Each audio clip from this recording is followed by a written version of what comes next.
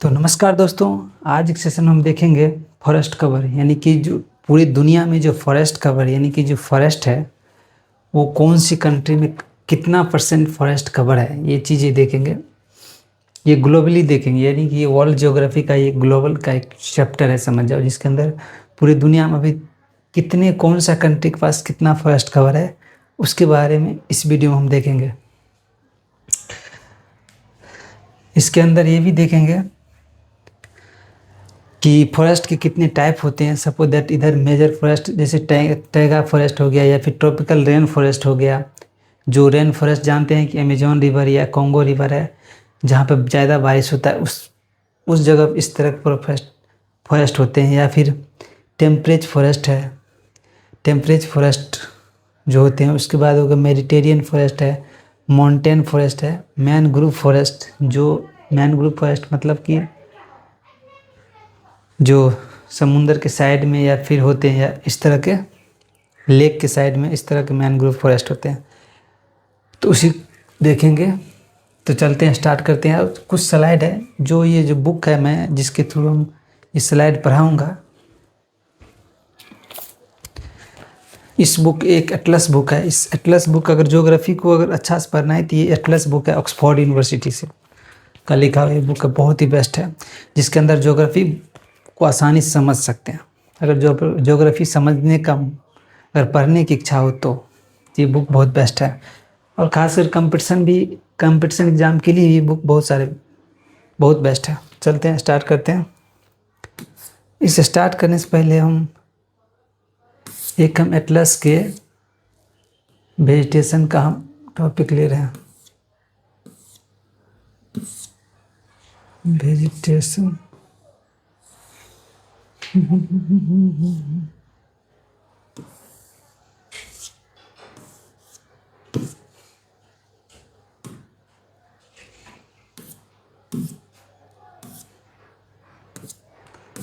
Natural vegetation, ये तो चलो इसके बारे में हम नहीं देखेंगे अभी, इस देखते हैं। जी हाँ, ये एक एटलस का ये एक फ़ोटो खींचा हुआ एटलस बुक से लिया हुआ एक पेज है जो बहुत ही इम्पोर्टेंट है, जिसके बारे में दिखाया गया है। ये जो कलर कोडिंग है, इसके हिसाब से आप समझ सकते हैं कि कहाँ पे कितना फॉरेस्ट कवर है। इसके साथ ही इसके बाद भी मैं कुछ स्लाइड लिया हूँ जो बहुत ही इम्पोर्टेंट है इस चीज़ को समझने के लिए। सबसे पहले हम देखें, ये जो ग्रीन एरिया है इसमें टोटल % लैंड का है, इतना % लैंड कवर है पूरी तरह से फॉरेस्ट। सपोज दैट अगर हम इस एरिया की बात करें तो ये एरिया एक ऐसा एरिया है जहाँ पर 70 से 100% ऑफ टोटल लैंड इस एरिया के, जो मान लीजिए कोई कंट्री है, इस कंट्री के टोटल लैंड का 70 से 100% तो कोई नहीं होता है, लेकिन 70% के बीच में फॉरेस्ट कवर है। ये डाटा है फॉरेस्ट कवर 2015 से, लेटेस्ट डाटा। ये सब डाटा बहुत लेट पब्लिश होता है। उसके बाद हो गया ये थोड़ा सा, ये जिसके अंदर लाइट हल्का ग्रीन है, लाइट ग्रीन जिसको बोलते हैं, ये एरिया आ जाता है। कुछ ये एरिया आ जाता है नॉर्वे स्वीडन वाला एरिया, और ये एरिया आ जाता है जिसके अंदर 51 से 70% फॉरेस्ट कवर। ये जो एरिया है पूरे, ये जो है अमेजोन जंगल वाला या ब्राज़ील एरिया, ब्राज़ील कॉन्गो, ये सब एरिया है ना, ये 51 से 70% एरिया फॉरेस्ट कवर में काउंट होता है। ये मलेशिया वाला एरिया जो हो गया, ये मलेशिया और इंडोनेशिया का जो पार्ट है, खास करके जो वेजिटेशन एरिया है, ये जो इक्वेटर है, इक्वेटर वाले एरिया, क्योंकि इस बीच में सन ज़्यादा टाइम तक इस पे रहता है, यानी सन देवता जो है इसमें इस एरिया में ज़्यादा देर तक रहता है, इसीलिए हीट इस एरिया में ज़्यादा रहता है, सन का प्रेजेंस इस एरिया में ज़्यादा रहता है, इसीलिए वेजिटेशन भी ज़्यादा होता है और इस एरिया में वर्षा भी ज़्यादा होता है। क्योंकि इक्वेटर है, इक्वेटर पे ज़्यादा सन का प्रेजेंस यानी कि सूर्य देवता इस एरिया में ज़्यादा रहते हैं, इस एरिया इक्वेटर वाले रीजन में, ठीक है, ज़्यादातर 24 आवर रहते हैं, कहने का मतलब। तो इसीलिए अगर हम देखें, ये हो गया। और इस एरिया की हम बात करें तो ये सब एरिया आ जाता है पूरी तरह से 31 से, जिसके अंदर यूएसए आ जाता है, कनाडा आ जाता है। कनाडा ये 31 से 50% ऑफ टोटल एरिया के फॉरेस्ट कवर है। सोच सकते हैं ये भी, यानी 31 to 50% तक फॉरेस्ट टोटल एरिया के, ये टोटल एरिया जितना है रसिया के उसका 31 से 50% तक एरिया फॉरेस्ट कवर है। ये नॉर्वे स्वीडन वाला एरिया है, तो बहुत काफ़ी ज़्यादा ग्रीन है, मतलब 71 से 100% ये ग्रीन एरिया है, नॉर्वे स्वीडन फिनलैंड वाला एरिया। और अपना जो इंडिया है ये 11 से 30% के बीच में आता है, यानी इंडिया जो है ये अपना इंडिया चाइना वाला एरिया जो है गया, ये कुछ एरिया इस कलर के जो कलर कोडिंग है वो 31 से 11 से 30% के बीच वाले ये फॉरेस्ट कवर है, ये सब एरिया। क्योंकि इसके बाद यानी कि ये ट्रॉपिकल कैप्रिकॉर्न है, ट्रॉपिकल कैप्रिकॉर्न और ट्रॉपिकल कैंसर। ये कैप्रिकॉर्न है मतलब मकर, कर्क रेखा है, मकर रेखा है, यानी कि सन का जो इक्वेटर से यहाँ का जो ये लाइन है, ये लाइन का मतलब ये होता है कि सन लास्ट इक्वेटर से यही पॉइंट होते हैं जहाँ पर ओवरहेड होते हैं, यानी सन के पूरी तरह से रे इस पे पड़ता है। ये लास्ट इक्वेटर से ये लास्ट पॉइंट होते हैं पृथ्वी पर जहाँ पे सन पूरी तरह से ओवरहेड होते हैं इस इक्वेटर पे, यानी ट्रॉपिकल कैंसर। इस एरिया को ट्रॉपिकल कैंसर कहते हैं, ट्रॉपिक कैंसर। ये ट्रॉपिकल कैंसर या ट्रॉपिकल कैप्रिकॉर्न है, कैप्रिकॉर्न। ये लास्ट, ये इक्वेटर से अगर डिस्टेंस करें यहाँ से यहाँ तक, ये समझ जाओ ये इसीलिए चुना गया है इस इक्वेटर कैंसर को।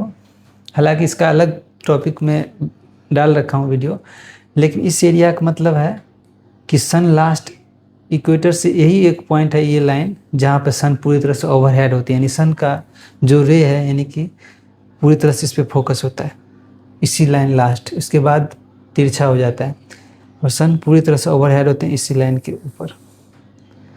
तो इस लाइन और इस जो बीच वाले एरिया होते हैं वहाँ पे वेजिटेशन ज़्यादा हो, खास करके इक्वेटर वाले रीजन में।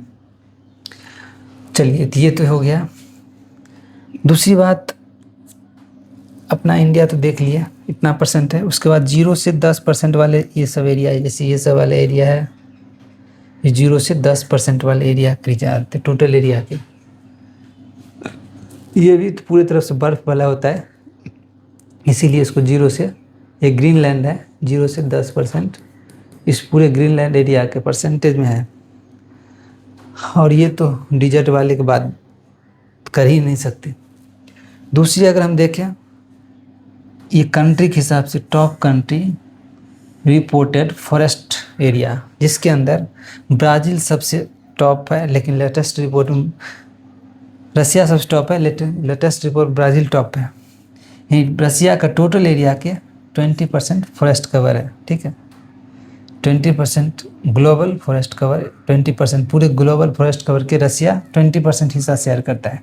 उसके अंदर ब्राज़ील भी, और लैंड में अगर रसिया का टोटल लैंड में 50% लैंड जो रसिया का है वो पूरे फॉरेस्ट कवर है, और टोटल पूरे ग्लोबल एरिया का अगर बात करें फॉरेस्ट कवर है उसमें 20% रसिया है। ब्राज़ील के टोटल लैंड मान लीजिए, टोटल लैंड के 59%, इस मामला में ब्राज़ील टॉप है। अगर ब्राज़ील के टोटल एरिया के, ब्राज़ील मान लीजिए है, ये पूरे एरिया का अगर फॉरेस्ट कवर 59% है, लेकिन अगर पूरे वर्ल्ड में कितना परसेंटेज शेयर करता है तो 12% है ब्राज़ील। सेम उसी प्रकार कनाडा है, कनाडा भी 38% उसकी टोटल लैंड के 38% फॉरेस्ट कवर है, पूरे दुनिया में ये शेयर करते हैं 9%। यूएसए ये भी 8% है, अब वो यूएसए अपने एरिया पूरे एरिया में 34% फॉरेस्ट कवर है। चाइना कुछ भी, चाइना 5% है, जब पूरे एरिया में वर्ल्ड में ये शेयर 5% है, पूरे वर्ल्ड की हिस्सेदारी है चाइना के पास, फॉरेस्ट कवर में 5% है, पर उसके एरिया में है 22%। सेम डेमोनियन रिपब्लिक ऑफ कॉन्गो की बात करें तो 67% एरिया कॉन्गो है, वो एरिया फॉरेस्ट कवर है। अपने एरिया, मान लीजिए ये कॉन्गो है, वो अपने एरिया के लगभग 67% फॉरेस्ट कवर है, लेकिन पूरी दुनिया में उसका शेयर 4% है। सेम ऑस्ट्रेलिया हो गया, ऑस्ट्रेलिया भी पूरे एरिया के 16% फॉरेस्ट कवर है, लेकिन पूरी दुनिया में उसको 3% हिस्सेदारी है। तो ये हो गया फॉरेस्ट कवर का कुछ डाटा। अब हम देखें हैं कितने टाइप के फॉरेस्ट है, उसकी क्या स्पेसिफिकेशन है, कहाँ डिस्ट्रीब्यूशन है, उसके बारे में देखते हैं। तो चलते हैं स्लाइड में। ये कुछ स्लाइड है जिसके अंदर हम पढ़ेंगे forest cover of the world, जिसके अंदर डिस्ट्रीब्यूशन पढ़ेंगे, फॉरेस्ट डिस्ट्रीब्यूशन कहाँ कहाँ है, कितने टाइप्स के फॉरेस्ट होते हैं, उसका इम्पोर्टेंस क्या है, ये चीज़ें देखेंगे इस स्लाइड में।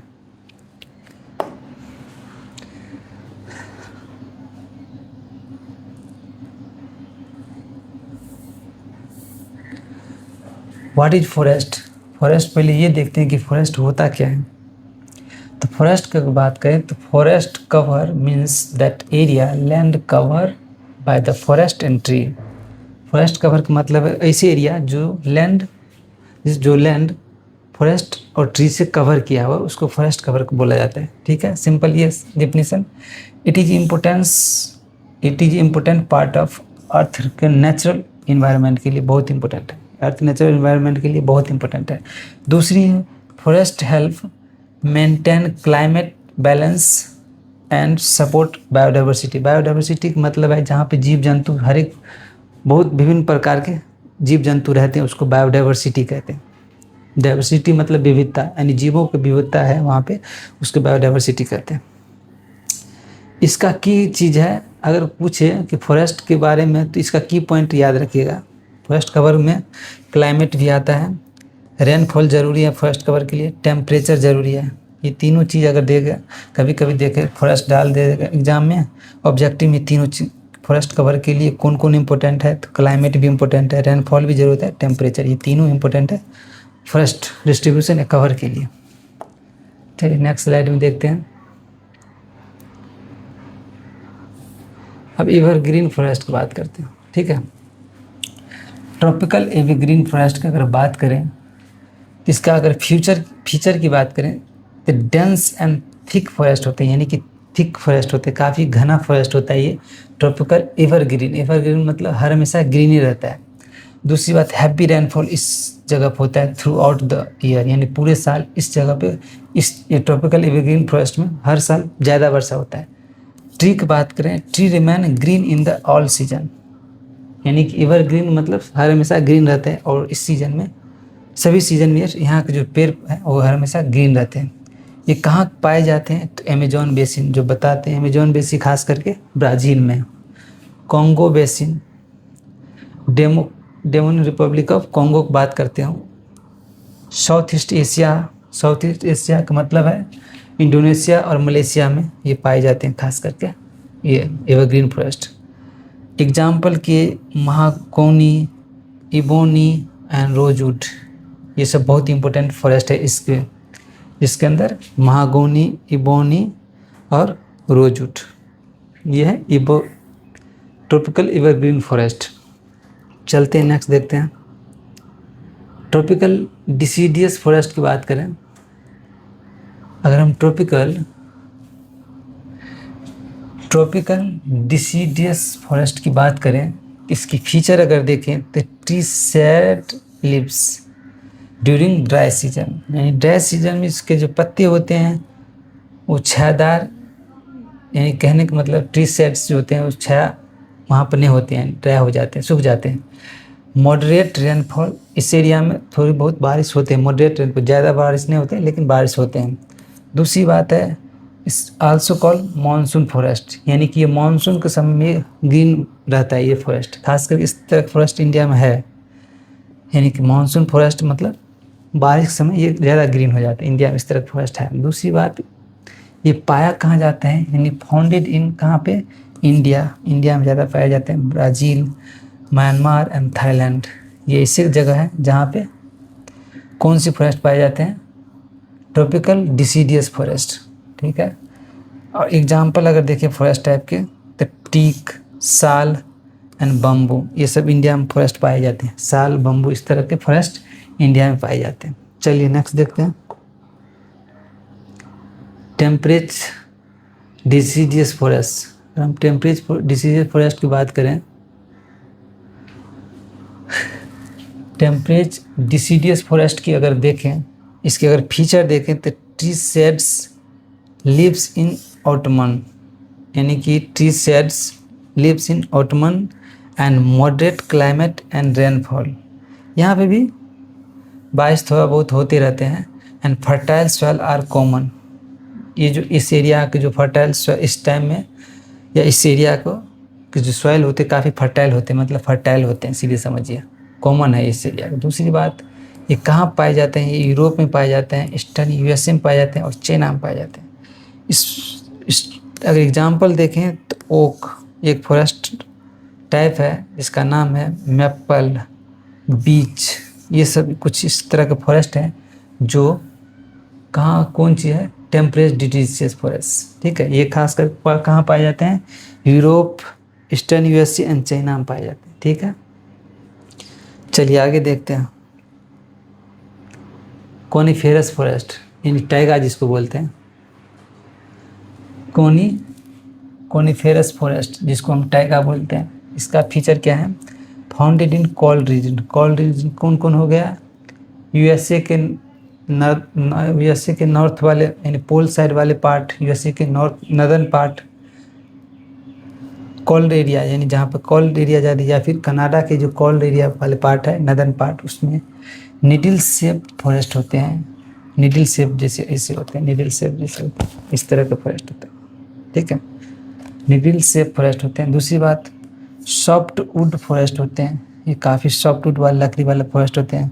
कहाँ पाए जाते हैं? तो ये कनाडा में पाए जाते हैं, रसिया में पाए जाते हैं और स्कैंडिनेवियन कंट्री में पाए जाते हैं। इसकी एग्जाम्पल क्या है? तो पाइन हो गया, फिर हो गया, स्प्रूस हो गया, सीडर हो गया। कौन कौन हो गया ये फॉरेस्ट? पाइन्स, फिर, स्प्रूस एंड सीडर। यह है टाइगा फॉरेस्ट जहाँ पे कनाडा और रसिया से में पाई जाती है, यानी खास करके कोल्ड रीजन में पाई जाती है। ठीक है, चलते हैं आगे देखते हैं। मेडिटेरियन फॉरेस्ट के बारे में देखते हैं अब कि मेडिटेरियन फॉरेस्ट है वो क्या है। मेडिटेरियन फॉरेस्ट फीचर इसका है, सॉफ्ट ट्री होते हैं एंड श्रूब होते हैं। ये छोटा होते हैं, सॉफ्ट ट्री और श्रूब होते हैं और घना होते हैं। Hot dry and summer and wet winter में पाए जाते हैं। वेट विंटर में यानी जहाँ पे ड्राई सीजन में हॉट ड्राई में पाए जाते हैं और खासकर वेट विंटर में पाए जाते हैं। दूसरी बात, एडेप्टेड टू ड्राई क्लाइमेट। ये जो फॉरेस्ट है ये ड्राई क्लाइमेट को अडेप्ट कर लेते हैं। ठीक है, जानते हैं कि सूखा पड़ेगा वहाँ पे भी रह जाती है फॉरेस्ट, मेडिटेरियन फॉरेस्ट है। दूसरी बात, ये पाया कहाँ पे जाता है? तो मेडिटेरियन फॉरेस्ट है तो मेडिटेरियन रीजन में पाया जाता है, कैलिफोर्निया और चिली में पाए जाते हैं। मेडिटेरियन फॉरेस्ट नाम से ही पता है कि मेडिटेरियन रीजन पाए जाते हैं, चाइना और कैलिफोर्निया और चीन में पाए जाते हैं। एग्जाम्पल देखें तो ऑलिव हो गया, कॉर्क हो गया, ओक हो गया, फिग हो गया। इस तरह कुछ फॉरेस्ट हैं जो मेडिटेरियन फॉरेस्ट है। आगे देखें मैनग्रोव फॉरेस्ट। अब देखते हैं मैनग्रोव फॉरेस्ट। अगर देखें इसका अगर फीचर देखें तो founded in the coastal and delta region. Coastal region मतलब जो समुंदर से पानी तरफ इन समुंदर साइड है या पानी की साइड है, समुंदर साइड, तो उसको कोस्टल रीजन बोल दिया जाता है। फिर नदी के जहाँ पे ड्रेन होता है नदी, उस जगह पे tree grow in the salty water. ये ट्री जो है साल्टी वाटर होते हैं। दूसरी बात, strong root protected coastal land. Strong root है और कोस्टल लैंड को प्रोटेक्ट करता है, जो कोस्टल एरिया है तो उस जगह को प्रोटेक्ट करते हैं। दूसरी बात, ये कहाँ पाए जाते हैं? ये सुंदरबन जो पाया जाता है, सुंदरबन वेस्ट बंगाल का जो हमारा एक टाइगर रिजर्व है, सुंदरबन टाइगर रिजर्व, मैनग्रोव। उसके बाद गंगा डेल्टा हो गया, coastal region of Asia and Africa हो गया, उस जगह पे ये पाए जाते हैं। दूसरी बात, इसका एग्जाम्पल क्या क्या है? तो सुंदरी पाम हो गया, मैनग्रोव स्पेसीज हो गया। सुंदरी पाम हो गया एंड मैनग्रोव स्पेसीज हो गया। ये फॉरेस्ट है मैनग्रोव फॉरेस्ट। ठीक है, चलिए आगे देखते हैं माउंटेन फॉरेस्ट। अब देखते हैं माउंटेन फॉरेस्ट क्या है। अगर हम माउंटेन फॉरेस्ट के देखें तो found in the hilly and mountainous region, vegetation change with altitude. Mountainous मतलब जैसे कि सपोज दैट से माउंटेन है, ठीक है, तो यहाँ पे जो फॉरेस्ट होगा, मान लीजिए यहाँ पे जो फॉरेस्ट होगा, ये कुछ फॉरेस्ट है, मान लीजिए इस जगह पर जो फॉरेस्ट होगा, जैसे जैसे हाइट बढ़ेगा फॉरेस्ट जो है उसका यानी कि चेंज हो जाए, यानी कि वेजिटेशन चेंज हो जाता है उस हाइट के साथ। जैसे जैसे मान लीजिए माउंटेन है, इसका हाइट बढ़ेगा, वेजिटेशन चेंज हो जाता है। दूसरी बात, lower slope have dense forest, यानी कि जो ये सब एरिया होते हैं, ये हो गया हाइयर स्लोप, ये माउंटेन हो गया, ठीक है, ये हाइयर एरिया हो गया, ये स्लोप हो गया लोअर स्लोप। ये सब एरिया होते हैं ज़्यादा घना होते हैं, लोअर स्लोप है डेंस फॉरेस्ट। ये पाया कहाँ पे जाता है, Himalayan Alps Andes and Rockies mountain पाए जाते हैं। अल्पास माउंटेन है जो यूरोप में है, एंडीज माउंटेन, रॉकीज माउंटेन, इस तरह हिमालय माउंटेन, इस तरह के माउंटेन एरिया जो होते हैं ना उस जगह पे ये माउंटेनियर फॉरेस्ट पाए जाते हैं। एग्जाम्पल के लिए पाइन हो गया, ड्योडर हो गया, फिर हो गया, ये पाइन ड्योडर फिर याद रखने हैं, पाइन ड्योडर फिर, ये कुछ ऐसे प्रजाति हैं जो उस तरह के माउंटेनियन रीजन में पाए जाते हैं। इस तरह से फॉरेस्ट के टाइप होते हैं, ड्योर फिर। चलिए आगे वाला स्लाइड देखते हैं। अब टुंड्रा फॉरेस्ट देखते हैं। टुंड्रा वेजिटेशन या टुंड्रा फॉरेस्ट जो भी पढ़िए। टुंड्रा ये भी कोल्ड रीजन का है। टुंड्रा भी ये पोलर कोल्ड, यानी कि एगो टैगा वाला वो भी कोल्ड रीजन में है, ये थोड़ा सा ज़्यादा कोल्ड रीजन में पाए जाते हैं टुंड्रा। ये वेरी शॉर्ट ग्रोइंग सीजन होते हैं, ये बहुत कम समय के लिए होते हैं, यानी कुछ दिन फ्री होते हैं, उस टाइम जग जाते हैं, जैसे जैसे फिर बर्फबारी होता है तो वो ख़त्म हो जाते हैं। ये वेरी शॉर्ट ग्रोइंग सीजन होते हैं, कुछ 2-3 महीने में ग्रो होते हैं और फिर ख़त्म हो जाते हैं। मॉसेस एंड लाइकेन डोमिनेट, यानी इस तरह के मॉसेस एंड लाइकेन जो होते हैं ये डोमिनेटेड होते हैं इस जगह पे, इस फॉरेस्ट में। दूसरी बात, ये ग्रीनलैंड, अलास्का और साइबेरिया जहाँ पे बर्फ़ ज़्यादा होते हैं वहीं पे इस तरह के, या ग्रीनलैंड तो पूरी तरह से हमेशा बर्फ़ ढका रहता है, उस जगह पाए जाते हैं। अलास्का हो गया, ये भी बर्फीला एरिया है। साइबेरिया हो गया, यानी कि रसिया से जो बर्फ वाला एरिया है, नॉर्दर्न पार्ट वाला साइबेरिया हो गया। एग्जाम्पल के लिए मोसेस, लाइकेंस, स्मॉल श्रूब्स, वो छोटे छोटे होते हैं, खास करके पहाड़ी एरिया में जो होते हैं छोटे छोटे पौधे होते हैं।